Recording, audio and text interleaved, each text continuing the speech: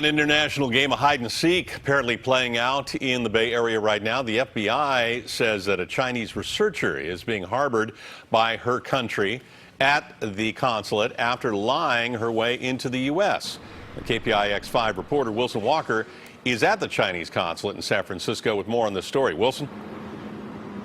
Ken, as you know, China and the United States are in an escalating battle over intellectual property. The accusation from the United States has been that people are coming into this country for things like work or scientific research under the auspices of that work, only to be committing effectively espionage for the Chinese government. Now, that fight includes the rather unusual accusation that someone is hiding out here in the consulate. And perhaps this woman and the Chinese government perceives this as a case of political persecution. I don't know, but it is a little bit unusual. Presumed by the FBI to be inside the consulate, a biology researcher now charged with visa fraud. She is accused of lying about her connections to the Chinese military, and federal charging documents link her to two similar cases. Now, Tang was working as a cancer researcher at UC Davis, but also charged is a researcher at UCSF and another at Stanford University. We had a case at Stanford as well. Daniel Sneider is an international policy expert at Stanford. We asked him about the standoff.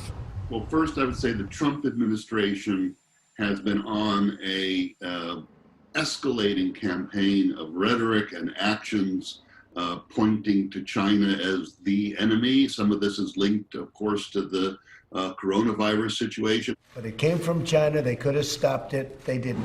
The Trump administration has already closed the consulate in Houston where documents were allegedly burned. As far as closing additional embassies, it's always possible. As for the three researchers now charged with visa fraud, they are not accused of espionage.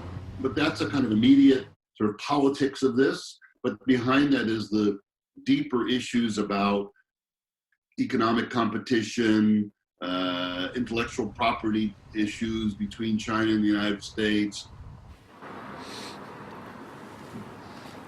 Yeah, Wilson, I'm wondering what's the legality of a consulate? You know, they have different rules outside of like normal buildings. And as far as harboring somebody charged with a crime, can they do that? Well, there's a bunch of specific language to this internationally and then between the two countries. The idea is that you're not supposed to harbor someone accused of a crime, but remember, there could be two different opinions on this. The United States, for several years, harbored a physicist in China under a similar dispute. Now, the Chinese government could claim, look, this is someone who is not accused of espionage. This is a disagreement over a visa matter. You're pursuing a political assault here.